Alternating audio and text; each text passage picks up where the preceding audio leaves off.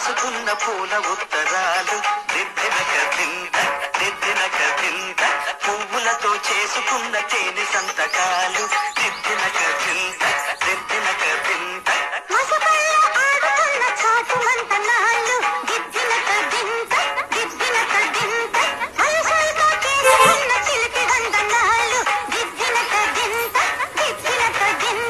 సందెల్లో చిందిన వలపులన్నీ సంపంగి తోటలో వాసనల్లే పూల పల్లకి మీద సాగివచ్చు వేళ